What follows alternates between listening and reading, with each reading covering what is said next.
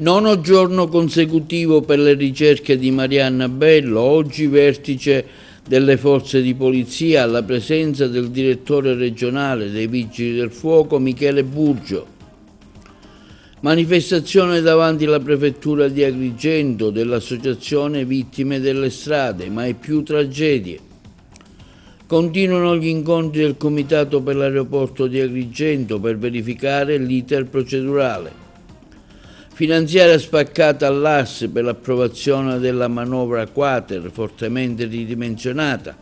I fondi per Asacom e assistenza ai disabili aumentati da 8 a 14 milioni di euro grazie all'impegno dei 5 Stelle. Continuità lavorativa garantita ai lavoratori dei consorzi di bonifica. Interrogazione parlamentare dell'onorevole Carmina sui ritardi dei lavori alla rete idrica di Agrigento. Documento dei consiglieri di opposizione al comune di Porto Empedocle sulla situazione amministrativa dell'ente. Controllo della vista per gli alunni del comprensivo di Realmonte al Gallo di Agrigento, incontro su bullismo, cyberbullismo e intelligenza artificiale con l'avvocato Antonio Lamarca. Presentata la 109esima edizione della Targa Florio.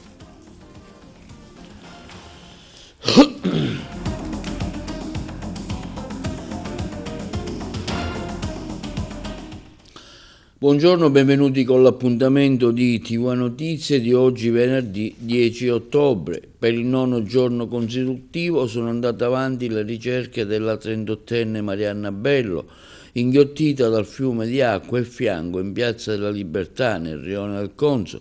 I soccorritori, dopo una breve riunione al centro di coordinamento, sono tornati nella vallata di Favara per cercare la donna dispersa con i cani molecolari dei carabinieri e dei vigili del fuoco. Per l'occasione abbiamo sentito l'ingegnere Michele Burgio, giunto a Favara al centro di coordinamento ricerche di Via Olanda, dove ha anche presieduto un vertice, l'intervista di Nino Ravanà. Stiamo seguendo da Palermo, dalla direzione regionale, l'attività del comando, supportando il comando con le squadre dalle altre province per l'avvicendamento del personale, per seguire queste ricerche che sono complesse, come sapete, per l'orografia del territorio, ma naturalmente non ci fermiamo di fronte alle difficoltà, stiamo movimentando mezzi speciali, personale specializzato per accedere ai luoghi che sono impervi e che hanno bisogno di una apripista prima di essere raggiunti, quindi le operazioni stanno continueranno. Sono stati trovati degli indizi che incoraggiano i ricercatori a proseguire in questa direzione e quindi garantiremo tutto il supporto necessario al comando di Agrigento perché possa operare nelle migliori condizioni.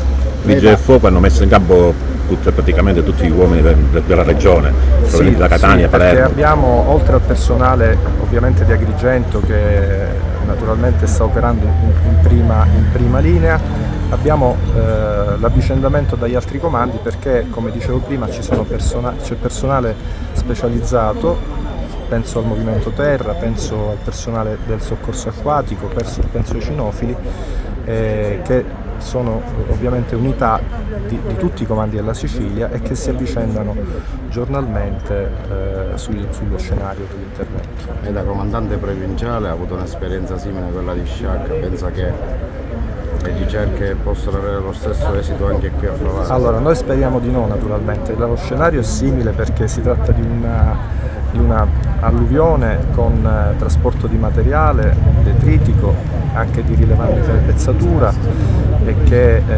naturalmente poi si deposita creando accumuli, per cui anche questa è la necessità del movimento terra.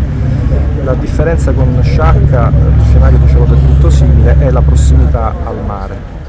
Lì eravamo vicini al mare, quindi le ricerche che sono durate per un po' di tempo poi si sono sospese perché non hanno avuto esito negativo. Noi qua naturalmente auspichiamo che che abbiano un esito diverso. Ci stiamo impegnando per questo. Continueranno anche la prossima settimana?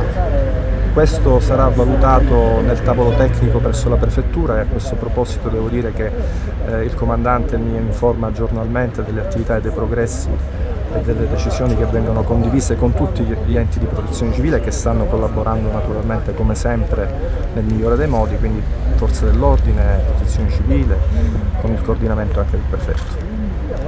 Grazie.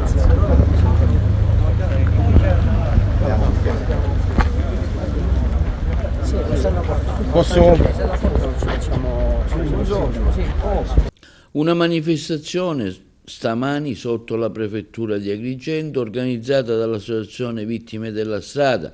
Dal tema "Ricordare per non cambiare", un documento è stato consegnato al prefetto di Agrigento, presenti numerose mamme di figli che hanno perso la vita in incidenti stradali.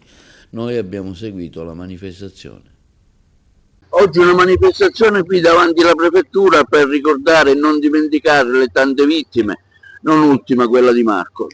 Assolutamente sì, oggi il senso di questa giornata per noi che siamo parte di Associazione Vittime della Strada, siamo qua tutti i genitori che abbiamo perso i figli sulle strade, e il senso è proprio quello di ricordare le vittime per cambiare, perché dopo che succedono gli incidenti si ha l'abitudine, purtroppo un'abitudine malvagia direi, è quella di dimenticare quello che è successo, perché poi il dolore rimane alle famiglie, la mancanza, tutto quello che c'è dietro. Noi siamo quelli che restano, non restiamo tutti interi, restiamo a pezzi, e quindi il dolore, il vero dolore lo portiamo sulle spalle noi e nelle nostre vite. Sono vite quelle che trasformano pure la società. Perché questi ragazzi che vanno via avevano degli amici, avevano altri parenti, quindi potevano avere un ruolo a livello sociale che viene a mancare alla società. Quindi dobbiamo ricordare queste cose per mettere insegnamento, per avere più rispetto verso la vita anche da parte delle istituzioni, quindi cercare di limitare i danni più possibile. Anche un appello a una guida più sicura. Esattamente, è quello che tutti dobbiamo tenere sempre presente, perché quando abbiamo una macchina, un mezzo in mano, abbiamo in mano la nostra vita, la vita nostra, quella degli altri, quella delle nostre famiglie, perché come dicevo prima cambia tutto poi, niente rimane uguale. Consegnerete un documento al prefetto? Cosa contiene questo documento? È una nota che noi porteremo al prefetto perché questa giornata, appunto, oltre a essere di solidarietà, di sensibilizzazione, di solidarietà a queste famiglie vittime della strada che sono andate via ultimamente, come non solo Marco, ricordiamo Giuseppe Vinti, Francesco Zancali, Isabella Messina, Samuele Messina di Favara, e poi naturalmente Marco e non per ultimo Mattia Iannuzzo di Canicattì. Quindi noi vogliamo fare questa rete di solidarietà verso queste famiglie e inoltre di sollecitare le istituzioni, perché oggi ci rivolgiamo appunto al prefetto e consegneremo una nota che ci ha detto che ci riceverà per appunto sensibilizzare le istituzioni a mettere delle priorità. Ecco, la vita deve essere una priorità, quindi devono prendere degli accorgimenti necessari infrastrutturali. Farete altre tappe in altri centri della provincia? Noi a breve, a novembre, la terza domenica di novembre, celebriamo la giornata mondiale delle vittime della strada come ogni anno. Quest'anno e poi il giorno successivo facciamo la giornata dedicata sempre alle vittime della strada come sensibilizzazione e di educazione stradale. Quest'anno abbiamo scelto Favara, lo dico in anteprima, perché l'anno scorso qui abbiamo la mamma di Salvatore Vetro. L'anno scorso Salvatore, il comune di Favara, il sindaco, la consulta giovanile di Favara ha fatto una raccolta, un taglio dei capelli solidali, e parte del ricavato l'ha donato all'associazione. Noi quest'anno renderemo omaggio a questo atto grato che abbiamo ricevuto, e quindi andremo a Favara e la giornata la dedicheremo in quel paese. Vuoi dire qualcosa? Io sono Lucia Marziano, la mamma di Salvatore Vetro, che è venuto a mancare a giugno l'anno scorso. Rappresento Favara. Sì. Niente, faccio parte dell'associazione, cerchiamo di sensibilizzare, di far capire che la vita è bella e quindi dobbiamo essere forti, dobbiamo essere, insomma, No, bisogna affrontare la vita perché la vita continua. Sì, e io sto cercando pure di fare questo con la forza che mi dà mio figlio e con tutte le altre vittime purtroppo, e continuiamo. Un incontro si è svolto stamani per l'aeroporto di Agrigento presso l'Aula Pellegrino del Libero Consorzio da parte dei componenti del Comitato per l'aeroporto di Agrigento per fare un po' il punto sulla situazione. Le interviste. Angelo Principato è il presidente del Comitato Pro Aeroporto di Agrigento. Oggi una riunione ristretta di tecnici addetti ai lavori per fare un po' il punto sulla tante, forse un po' troppi punti che il Ministero ha richiesto per la futura struttura aeroportuale di Lecata. Ecco, se ci vuole un po' fare il punto della situazione. Il punto è semplicemente che quest'estate ci siamo incontrati, abbiamo fatto un documento da invitare ai giovani affinché partecipassero a queste nostre iniziative. E quindi oggi praticamente punto cruciale dell'incontro è portare avanti questa lettera da inviare attraverso i social a tutti i giovani della provincia di Agrigento e di Caltanissetta affinché praticamente possano darci una mano nella riuscita di questo progetto. Per quanto riguarda invece il discorso del lavoro fatto dalla provincia, è che praticamente abbiamo chiesto anche al Presidente Pentolino di portarci il proprio saluto e eventualmente di mandare qualche tecnico affinché ci possa chiarire l'aspetto burocratico a oggi. Speriamo che veramente ci possa essere questa sinergia che possa condividere questo nostro territorio con le istituzioni a riguardo. Lei è fiducioso brevemente, Presidente? Io dico di sì, perché la dico tutta in maniera chiara e schietta: o si fa adesso l'aeroporto o possiamo trasportarci praticamente in Africa dove non esisterebbe l'autorizzazione, ma che praticamente potremmo arricchire quel territorio. Io mi auguro che praticamente questo nostro incontro ancora oggi possa sensibilizzare le istituzioni a darci una mano affinché si possa portare il risultato ed essere dalla pari del resto del mondo, del resto d'Italia, nell'ambito anche della stessa Sicilia praticamente, perché non è possibile, noi viaggiamo a due velocità, una praticamente siamo lontani dall'Italia e siamo lontani dalla stessa Sicilia, non si può ragionare con due doppie velocità, o siamo pari al resto del territorio del mondo oppure praticamente facciamo le nostre scelte a riguardo. Ingegnere Amel, oggi una riunione qui del Comitato per l'aeroporto per fare un po' il punto della situazione. Ecco, qual è al momento lo stato dell'arte? Lo stato dell'arte è che siamo in attesa di risposta da parte del Ministero, in particolare dal Ministro Salvini, per l'inserimento nel piano, a seguito dell'invio degli aggiornamenti tecnici sul progetto fatto nel 2009. Ma la riunione di oggi non è soltanto per fare il punto della situazione, ma è anche per una ipotesi che già da tempo volevamo perseguire, che era quella di coinvolgere le scolaresche nell'attività di promozione di questa iniziativa, nella speranza che una più ampia partecipazione di varie categorie professionali e non possa contribuire a spingere la politica a darci una mano in questa direzione. Noi siamo convinti di essere addirittura dall'inizio per l'inserimento del piano, però fino all'ultimo repitiamo. I punti cui sono stati richiesti al Ministero erano parecchi e molto articolati. Ecco, voi avete saputo ben rispondere ai vari quesiti? Guardi, alcuni quesiti, alcune domande erano a mio parere non naturale, ma andavano oltre quello che era la competenza in questo momento, nel senso che per l'inserimento del piano bastava la idoneità del progetto, come è stato dichiarato dall'ENAC, sia dal punto di vista del sito, dell'idoneità del sito, che della rispondenza del progetto alle norme. Quindi questo sarebbe bastato per l'inserimento nel piano. il Ministero ha voluto fare questa integrazione per poter il Ministro più responsabilmente decidere, quando ha sempre dichiarato: se dalle carte esce fuori che il progetto dell'aeroporto ha i piedi per camminare, io ho 2 progetti in Sicilia, il ponte sullo stretto e l'aeroporto da Vigevano. Questo l'ha detto Landini nell'ultima riunione a Catania.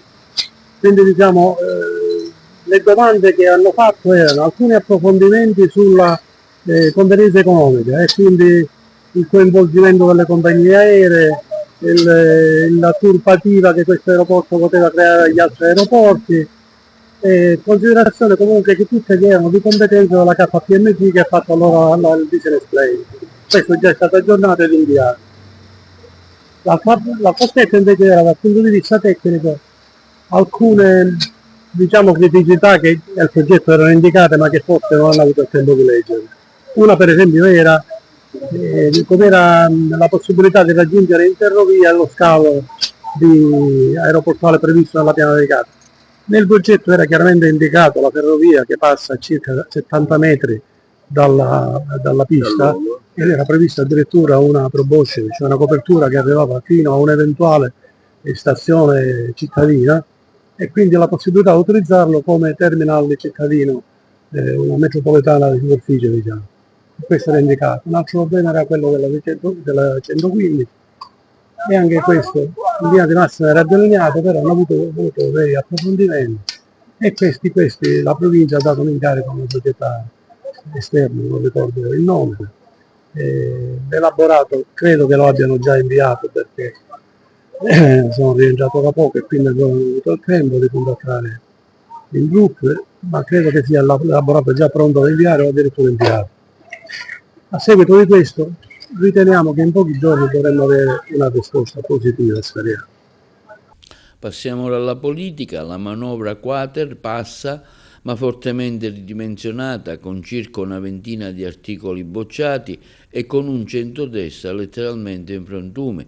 Il presidente della regione Schifani ha convocato un vertice di maggioranza per lunedì pomeriggio a Palazzo d'Orleans. Ce ne parlano meglio i colleghi di Palermo. Bufera all'interno del Parlamento siciliano, la maggioranza di Schifani si spacca sulla manovra quater e lunedì pomeriggio Palazzo d'Orleans sarà lo scenario per la resa dei conti grazie a un vertice convocato d'urgenza dal presidente della regione. Doveva essere una manovrina di circa 15 articoli e circa 80 milioni di euro. Si è trasformata invece nella manovra quater, da 54 articoli, 2.500 emendamenti, 241 milioni di euro e una serie infinita di mancette tra sport e parrocchie.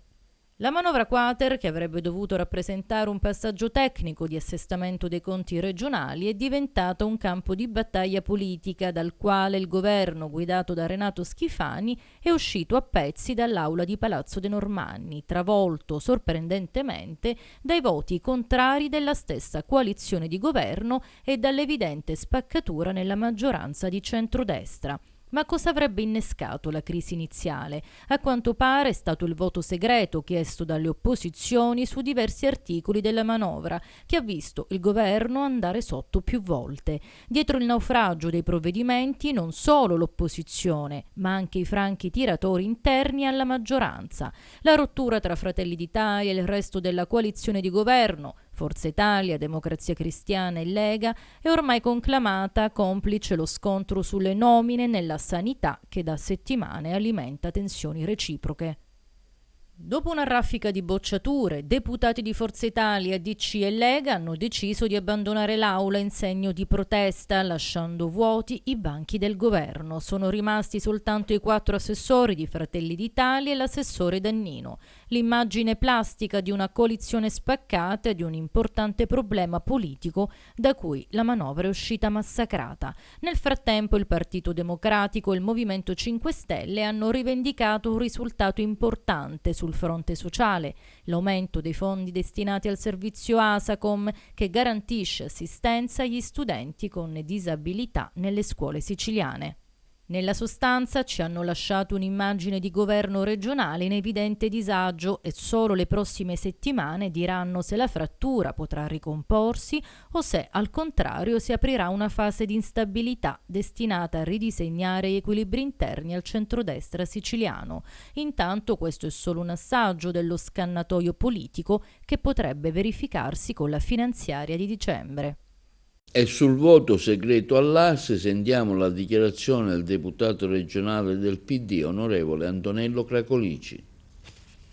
Chiedere addirittura che l'opposizione non chieda il voto segreto, quando gliel'ho chiesto in commissione che avremmo chiesto il voto segreto, gliel'ho già annunciato in commissione, non nel merito, Assessore, ma perché è una misura estranea alla legge di variazione. E se il governo avesse per tempo compreso che una cosa sono le variazioni e una cosa è la legge di stabilità, noi non saremmo a questo punto. Avete voluto forzare e vi state prendendo un risultato che comunque ve lo porterete sulle spalle. E devo dirle, Assessore, lei in prima persona, perché in politica deve sempre prevalere la saggezza, non l'arroganza. Io ribadisco la richiesta di voto segreto. E grazie al lavoro del Movimento 5 Stelle raddoppiate le risorse per ASACOM e assistenza igienico-personali da 8 a 14 milioni di euro in una giornata di debacle per il governo. Questo quanto dichiarato in una sua nota dall'onorevole Angelo Cambiano. Esprimo grande soddisfazione per l'approvazione dell'articolo 13 che grazie alla riscrittura proposta dal Movimento 5 Stelle e dall'opposizione porta da 8 a 14 milioni di euro le risorse complessive destinate per il 2025 ai servizi di assistenza all'autonomia e alla comunicazione, cosiddetti ASACOM, di assistenza igienico-personale per gli studenti con disabilità. L'onorevole Cambiano continua affermando l'esito della seduta parlamentare che ha visto un governo in grande affanno per tutta la giornata. È stata una seduta d'aula che ha rappresentato una debacle senza precedenti per l'esecutivo e in cui ancora una volta il Movimento 5 Stelle ha dimostrato di saper tradurre in fatti concreti l'impegno per l'inclusione e la giustizia sociale. E con l'approvazione del provvedimento in aula l'Assemblea regionale siciliana ha finalmente posto fine alla lunga e ingiusta fase di precarietà che ha colpito per anni i lavoratori dei consorzi di bonifica, una misura tanto attesa che abbiamo sostenuto per garantire continuità occupazionale e rafforza l'efficienza operativa di enti strategici per la sicurezza idrogeologica e la gestione delle risorse idriche nel nostro territorio. Lo ha dichiarato il capogruppo dell'AS del Partito Democratico, Michele Catanzaro, esprimendo soddisfazione per il risultato raggiunto. 5 milioni di euro per interventi in favore di persone e nuclei familiari in condizioni di particolare disagio socio-economico, di marginalità ed esclusione sociale. L'assessorato regionale della famiglia e delle politiche sociali ha pubblicato l'avviso rivolto agli enti del terzo settore per l'accoglienza temporanea a carattere residenziale e semiresidenziale di indigenti e soggetti in condizioni di marginalità estrema. La Regione compie un passo concreto e necessario, ha affermato l'assessore regionale Nuccio Albano, per dare risposte immediate e tangibili alle persone più fragili della nostra comunità. È nostra responsabilità come istituzioni non lasciare indietro nessuno. Questo intervento rappresenta non solo un aiuto economico, ma anche un segnale forte di attenzione verso chi vive condizioni di disagio sociale ed esclusione spesso invisibili agli occhi della società.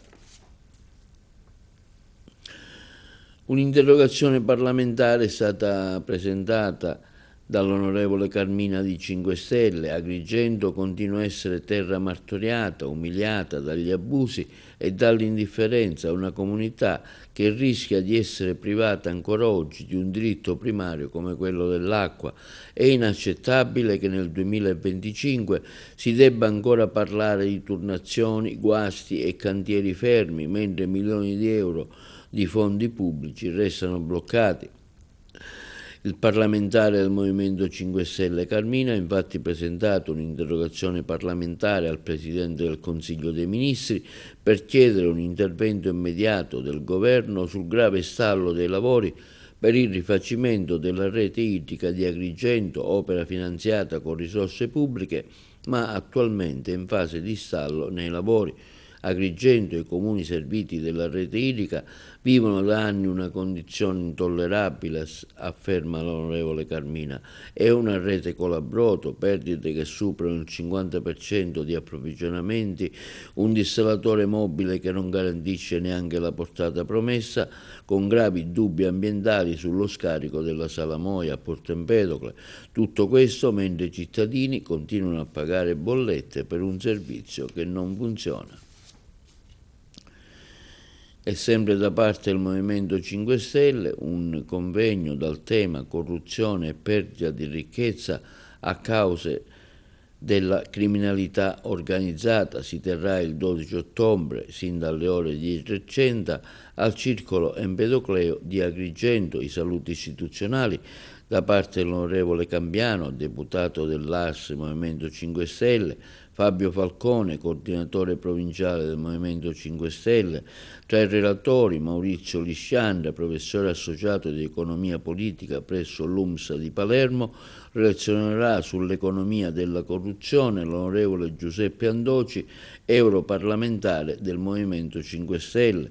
Introdurrà i lavori il rappresentante del Movimento 5 Stelle di Agrigento Gino Buscemi, modera Onofrio Dispenza, portavoce dell'area progressista, concluderà i lavori la parlamentare empedoclina Ida Carmina.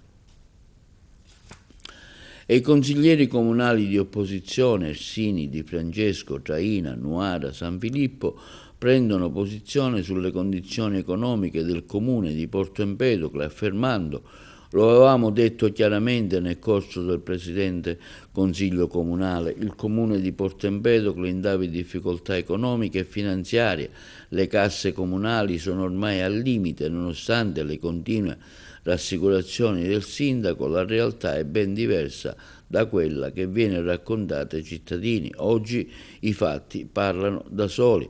Come avevamo previsto, stanno saltando i primi servizi essenziali, a cominciare dal servizio ASACOM, indispensabile per garantire il diritto all'inclusione scolastica degli studenti con disabilità, un segnale chiaro e allarmante di una macchina amministrativa che non regge più. Secondo noi, concludono i consiglieri Ersini, Di Francesco, Traina, Nuare e San Filippo, Porto Empedocle è ormai prossimo al dissesto finanziario. E passiamo alle iniziative scolastiche. Il controllo della vista al centro delle attività svolte dall'Istituto Comprensivo Garibaldi di Realmonte. Ce ne parla meglio la collega Margherita Trupiano. L'Istituto Comprensivo Garibaldi di Realmonte ha promosso stamane la salute visiva degli studenti, dedicando l'intera giornata al controllo acustico gratuito con il coinvolgimento di specialisti del settore. L'iniziativa, rivolta agli alunni della scuola secondaria di primo grado, nasce dalla volontà di sensibilizzare famiglie e studenti sull'importanza della prevenzione e cura della vista, fondamentale per il benessere e il successo scolastico degli studenti. Durante la giornata gli alunni sono stati sottoposti ad uno screening visivo di base eseguito da personale sanitario qualificato con l'obiettivo di individuare precocemente eventuali problematiche visive e favorire percorsi di approfondimento diagnostico ove necessario. La vista è un bene prezioso e troppo spesso trascurato. Con questa iniziativa vogliamo offrire un'opportunità concreta di prevenzione e allo stesso tempo educare i più piccoli alla cura di sé, ha dichiarato la dirigente Paola Catanzaro. L'evento si inserisce nel più ampio programma di promozione della salute che l'Istituto porta avanti ogni anno in sinergia con le famiglie, le istituzioni sanitarie locali e il territorio. Un ringraziamento particolare, conclude la dirigente, va all'ASP di Agrigento. Linea alla regia per la pubblicità. Bullismo, cyberbullismo, intelligenza artificiale, questo è il tema di un incontro con gli studenti dell'Istituto Gallo di Agrigento, relatore l'avvocato Antonio Maria La Scala, fondatore di Gens Nova. Oggi un interessante incontro qui per parlare delle problematiche relative al bullismo, al cyberbullismo con l'Associazione dei Finanzieri. Sì, un incontro dall'elevato valore educativo per i nostri ragazzi del biennio e del Gallo e dello Sciascia che oggi partecipano qui all'auditorium, un incontro con l'avvocato Antonio Maria La Scala, il fondatore di Gens Nova, che tratterà dei temi di cui si parla moltissimo, anche perché purtroppo sono temi legati a fatti di cronaca quasi quotidiani, ma nei confronti dei quali bisogna dare una giusta informazione e formazione ai nostri ragazzi, perché bisogna assolutamente prevenire tutte le forme, dico io, di mancanza di rispetto, che poi le chiamiamo bullismo, cyberbullismo, e nello stesso tempo bisogna educarli a un uso consapevole e un uso corretto e dell'intelligenza artificiale, che è una grande risorsa dei nostri giorni, ma nello stesso tempo porta con sé delle possibili potenziali insidie che devono essere assolutamente rese manifeste, note ai ragazzi per evitarle. Diciamo che la scuola per quanto riguarda queste tematiche porta avanti iniziative che seguono un po' quelli che sono i dettami delle linee guida ministeriali. Noi abbiamo regolamenti per la lotta al bullismo, al cyberbullismo, per un corretto uso dell'intelligenza artificiale, abbiamo dei team appositamente predisposti, ma a parte l'azione che quotidianamente deve essere svolta dalla scuola, è necessario anche offrire ai ragazzi opportunità come quella di oggi, cioè confronto con persone come l'avvocato La Scala, che su questi temi si lavora perché li tratta quotidianamente nella sua attività professionale, e nello stesso tempo, riconoscendone la grande valenza educativa, divulga, incontra e approfondisce con le scuole di tutta Italia, come sta facendo questa mattina con noi. La collaborazione con l'ANPI e con Gens Nova è ormai una collaborazione collaudata per la nostra scuola. Io personalmente li conosco anche dagli anni passati, ho sempre lavorato con loro, perché a parte i contenuti, a parte la valenza del loro intervento, c'è da mettere in risalto anche il metodo, il modo come l'avvocato La Scala si pone nei confronti dei ragazzi, con un linguaggio molto coinvolgente e con esempi efficaci, e i ragazzi rimangono, per esperienza questo lo posso dire, molto ma molto colpiti, ed è quello che speriamo noi, che si lasci realmente il segno. Tutto ciò che pubblicate, tutto significa tutto, su Instagram, su Facebook, YouTube, TikTok, WhatsApp, Telegram, chi più ne ha più ne mette, tutto non si cancella mai più. Io spero che almeno questo, dopo 20 anni di battaglie che facciamo su questo fronte, io mi auguro che almeno questo sia chiaro a tutti. Ma voi pensate che mettete il calcio sul telefonino e si cancella? Ma veramente pensate nel 2025, pensate ancora a questo? Nessuno vi ha detto questo, spero di no. Cioè voi pensate che io metto il calcio, ti mando un messaggio, un video, una foto, una schifezza qualunque, poi metto il calcio, sparisce. Non sparisce niente, sparisce dal telefonino, non dalla rete internet. Se dico fesseria, correggete. La polizia soprattutto, che è più specializzata, perché c'è la polizia postale, ma lo può fare anche la finanza carabinieri, senza problemi. Però la polizia postale non si occupa dello specifico di questi fenomeni. Ci impiegano pochi minuti a recuperare tutti i messaggi e le foto che avete cancellato. Ma veramente pensate che mettendo il calcio si cancella? Non rischiamo su questa cosa. Attenzione, prima di fare scemenze con i telefonini, non si cancella nulla. Cioè, ma lo sta dicendo l'avvocato La Scala? No, Assolutamente no, lo dice la legge. Esiste una legge che le scuole dovrebbero conoscere a memoria, tutti, studenti e docenti, a memoria. Il decreto legislativo numero 71 del maggio 2017, la legge che ha introdotto il famoso cyberbullismo. Ce l'ho introdotto, ha descritto il cyberbullismo. La legge si chiama la legge sul cyberbullismo. Passiamo alla cronaca. In un cantiere navale della provincia di Agrigento sono stati riscontrati gravi violazioni in materia di sicurezza sui luoghi del lavoro e trovati 4 lavoratori in nero su 8 presenti. A eseguire l'ispezione sono stati i carabinieri del nucleo dell'ispettorato del lavoro del comando provinciale di Agrigento insieme ai militari della Guardia Costiera e del personale ARPA. I titolari della struttura, 4 agrigentini dell'età compresa dai 30 ai 60 anni, sono stati denunciati in stato di libertà alla Procura della Repubblica. Sono ritenuti responsabili di omessa sorveglianza sanitaria, mancata formazione e informazione, non avere consegnato i dispositivi di protezione individuale ai dipendenti, omesso aggiornamento del documento valutazione rischi, utilizzo o ponteggio non a norma con pericolo di caduta dall'alto e utilizzo dei ponti su ruote non conformi. L'esito del controllo ha portato a una maxi multa di 40.000 euro e alla sospensione temporanea dell'attività imprenditoriale.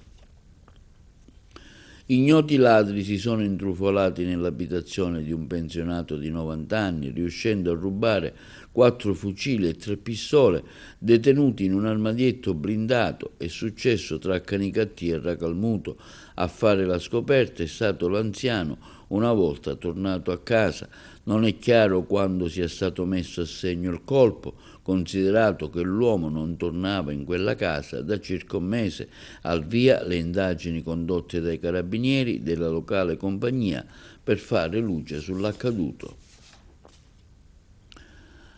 La salute mentale è un diritto umano universale, è il messaggio al centro della giornata mondiale della salute mentale che l'ASP di Palermo celebrerà oggi in piazza Castelnuovo con una giornata di informazione, ascolto e partecipazione aperta a tutta la cittadinanza. Una giornata importante sicuramente per rappresentare pregi e difetti di questa condizione. I disturbi psichici sono in deciso aumento. Dopo il Covid i disturbi lievi, ansia generalizzata e depressioni sono aumentati in maniera importante, le nostre risorse sono rimaste uguali, anzi sono diminuite e questo è un grossissimo problema. Stiamo però riuscendo a mantenere, devo dire con la passione, l'abnegazione degli operatori che sono in misura ridottissima, soprattutto i psichiatri perché non ci sono psichiatri sul mercato, i concorsi vanno deserti.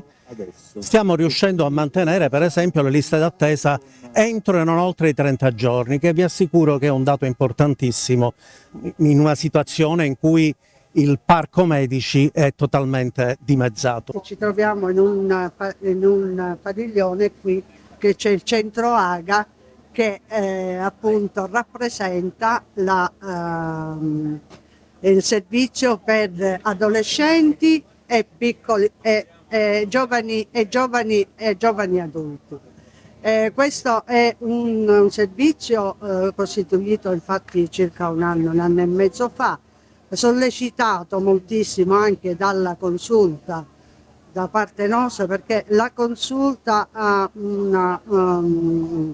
un'importanza rilevante sulla collaborazione e dialogo aperto con il Dipartimento di Salute Mentale. Quindi cos'è la consulta? La consulta è un organismo, uno spazio civico lo definirei, dove tutti i familiari, aperto solamente a familiari e utenti, dove arrivano tutti i bisogni, tutte le criticità che noi cerchiamo di riportarlo, quindi fa da filtro sul Dipartimento di Salute Mentale. Erroneamente si parla di ludopatia, però in realtà si chiama disturbo del gioco d'azzardo, diagnosticato e codificato all'interno del DSM. Se dovessimo dare qualche numero? Sicuramente i numeri eclatanti sono che da gennaio ad oggi abbiamo fatto circa 228 nuovi accessi, l'età è quanto mai distribuita, però vediamo anche un aumento nelle fasce più giovanili, non tutte emergenti o comunque scoperte in maniera anche diciamo diversa tramite altri canali.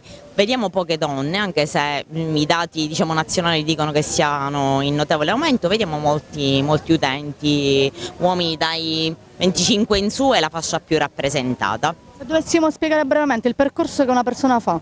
Sicuramente la prima cosa è rivelarlo alle persone che ti circondano e cominciare una presa in carico che sia seria ed impegnativa e che prevede un coinvolgimento comunque della rete familiare o amicale stretta dell'utente. È molto importante la giornata per diffondere la cura che facciamo al Dipartimento Salute Mentale, formando, facendo delle attività, la facciamo una volta l'anno, credo che sia fondamentale per la prevenzione. E fino al 31 ottobre è possibile presentare le istanze per candidarsi alla terza edizione del premio giornalistico FESR Sicilia. L'Europa si racconta sul tema dell'utilizzo dei fondi dell'Unione Europea nell'isola. L'iniziativa è organizzata dal Dipartimento Programmazione della Presidenza della Regione e dall'Ordine regionale dei giornalisti. Ce ne parlano meglio i colleghi di Trapani. Al via le iscrizioni alla terza edizione del premio giornalistico FESR Sicilia, l'Europa si racconta, il concorso per giornalisti siciliani iscritti all'ordine. È possibile candidarsi fino al 31 ottobre, verranno selezionati i migliori articoli, reportage e servizi cartacei online e gli elaborati dovranno contenere testimonianze e fatti sull'utilizzo dei fondi europei nell'isola o su singoli progetti sostenuti dal programma FESR Sicilia. L'iniziativa è organizzata dal Dipartimento Programmazione della Presidenza della Regione e dall'Ordine regionale dei giornalisti. Il premio è rivolto ai giornalisti iscritti all'Ordine di Sicilia, autori di articoli e servizi andati in onda o pubblicati tra l'1 gennaio e il 31 ottobre 2025 su carta stampata, TV, radio, agenzie di stampa o testate online regolarmente registrate. Ai primi classificati di ciascuna categoria andrà un visiting tour di 3 giorni presso le istituzioni comunitarie all'estero, più targa ricordo e gift card da 500 euro da spendere in acquisti supporti tecnologici. Sono stati 10 i vincitori della scorsa edizione del premio, un riconoscimento che riempie di orgoglio in quanto siciliani e giornalisti, professionisti della nostra informazione. È un'edizione sicuramente che si prospetta interessante, il concorrente arriva con un aereo in Sicilia, trova la macchina lì. Targa Florio Classica del 2025, la 109esima edizione, ma in realtà il 119esimo anno da cui si è tenuta la prima di Vincenzo Florio. Abbiamo celebrato la passione che in Sicilia diventa passione di eccellenza. La Targa Florio ha oltre un secolo di vita. Il nostro simbolo più importante, più riconoscibile nel mondo, prova ne sia che quest'anno abbiamo tutti e 5 i continenti rappresentati, oltre 27 nazioni, circa 230 partecipanti che si daranno battaglia con la formula della regolarità in un percorso di oltre 500 km. Per me è un po' stato un apprendere ulteriormente quello che significa di così importante,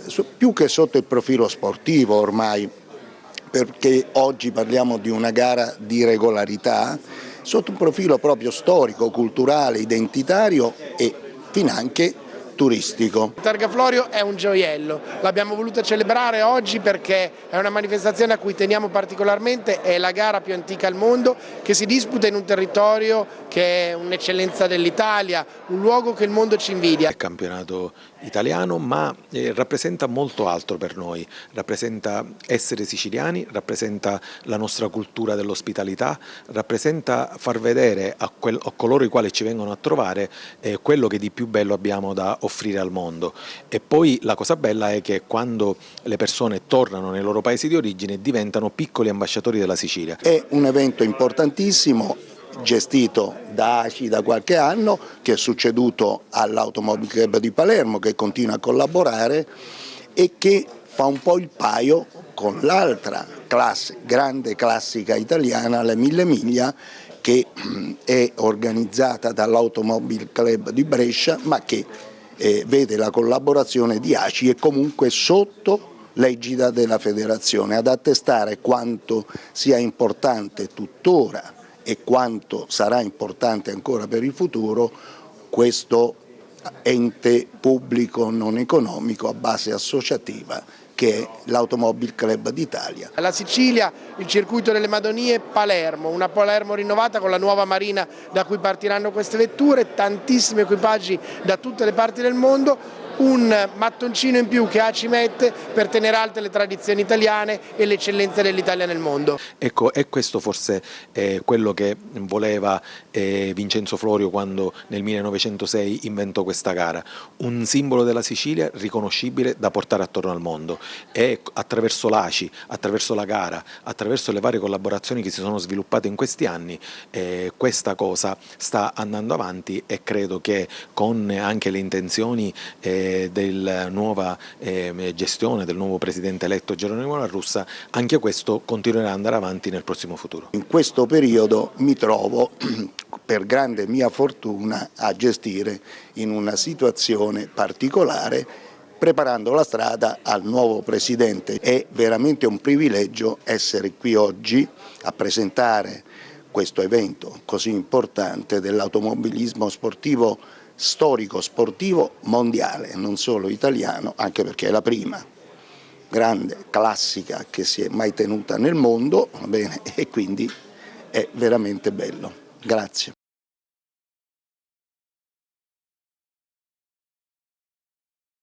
Terza nomina consecutiva del professor Francesco Pira come coordinatore per l'Italia della conferenza nazionale Medcom 2026 che si terrà a Bali in Indonesia a marzo dell'anno prossimo, un evento mondiale dedicato alla comunicazione.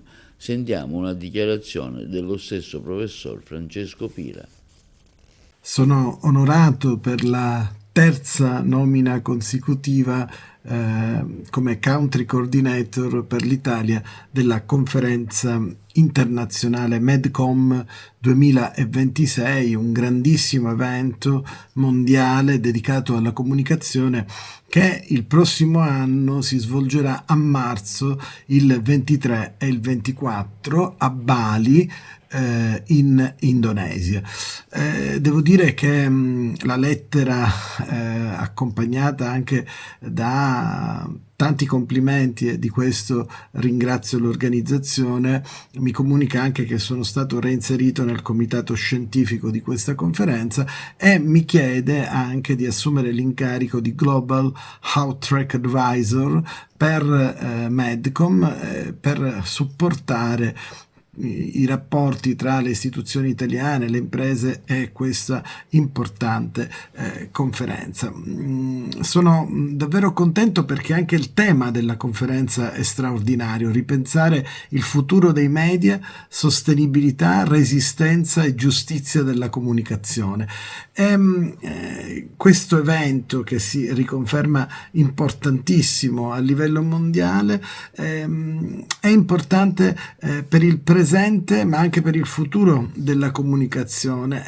Siamo in un momento di grandissima rivoluzione sancita da questa intelligenza artificiale che sta occupando le nostre vite, una presenza ormai diventata davvero incisiva. I temi di questo evento mondiale sono di grandissima attualità, perché leggere il futuro della comunicazione affrontando anche argomenti più caldi, appunto come quello della sostenibilità, della resistenza, ma soprattutto un altro tema che per me è fondamentale, quello del bisogno di verità contro ogni forma di disinformazione, in un momento in cui le guerre, le violenze certamente stanno alterando le nostre vite. Al centro del dibattito mondiale, certamente sarà anche tema di Medcom 2026, anche un uso consapevole delle tecnologie e in particolare dell'intelligenza artificiale. Quindi, come sempre, spero di poter dare il mio modesto contributo e di farlo con umiltà ma anche con grandissimo impegno. e per le attività sportive presentate la Targa Florio Casca giunta alla 109esima edizione. Ce ne parlano meglio i colleghi di Trapani. È un'edizione sicuramente che si prospetta interessante, il concorrente arriva con un aereo in Sicilia, trova la macchina lì. Targa Florio Classica del 2025, la 109esima edizione, ma in realtà il 119esimo anno da cui si è tenuta la prima di Vincenzo Florio. Abbiamo celebrato la passione che in Sicilia diventa passione di eccellenza. La Targa Florio ha oltre un secolo di vita. Il nostro simbolo più importante, più riconoscibile nel mondo, prova ne sia che quest'anno abbiamo tutti e 5 continenti rappresentati, oltre 27 nazioni, circa 230 partecipanti che si daranno battaglia con la formula della regolarità in un percorso di oltre 500 km. Per me è un po' stato un apprendere ulteriormente quello che significa di così importante, più che sotto il profilo sportivo ormai, perché oggi parliamo di una gara di regolarità, sotto un profilo proprio storico, culturale, identitario e finanche turistico. Targa Florio è un gioiello, l'abbiamo voluta celebrare oggi perché è una manifestazione a cui teniamo particolarmente, è la gara più antica al mondo che si disputa in un territorio che è un'eccellenza dell'Italia, un luogo che il mondo ci invidia. È campionato italiano, ma rappresenta molto altro per noi, rappresenta essere siciliani, rappresenta la nostra cultura dell'ospitalità, rappresenta far vedere a coloro i quali ci vengono a trovare quello che di più bello abbiamo da offrire al mondo.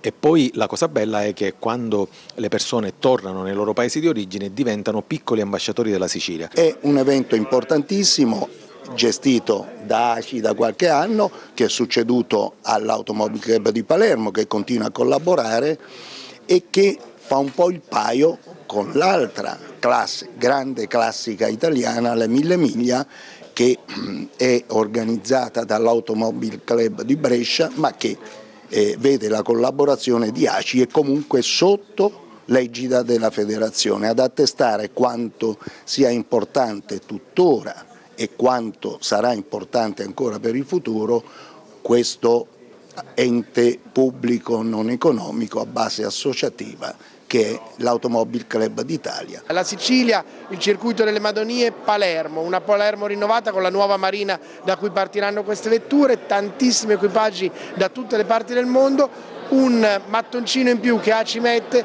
per tenere alte le tradizioni italiane e le eccellenze dell'Italia nel mondo. Ecco, e questo forse è quello che voleva Vincenzo Florio quando nel 1906 inventò questa gara, un simbolo della Sicilia riconoscibile da portare attorno al mondo, e attraverso l'ACI, attraverso la gara, attraverso le varie collaborazioni che si sono sviluppate in questi anni, questa cosa sta andando avanti e credo che con anche le intenzioni della nuova gestione, del nuovo presidente eletto Geronimo La Russa, anche questo continuerà ad andare avanti nel prossimo futuro. In questo periodo mi trovo, per grande mia fortuna, a gestire in una situazione particolare, preparando la strada al nuovo presidente. È veramente un privilegio essere qui oggi a presentare questo evento così importante dell'automobilismo sportivo, storico sportivo mondiale, non solo italiano, anche perché è la prima grande classica che si è mai tenuta nel mondo, va bene, e quindi è veramente bello. Grazie.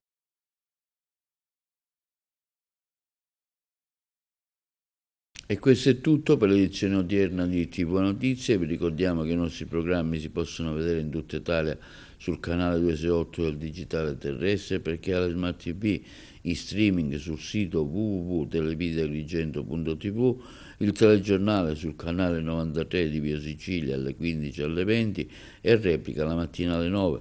Inoltre i nostri servizi si possono visionare sul canale YouTube di TVA Televideo Agrigento. E questo è tutto, vi auguriamo una buona serata.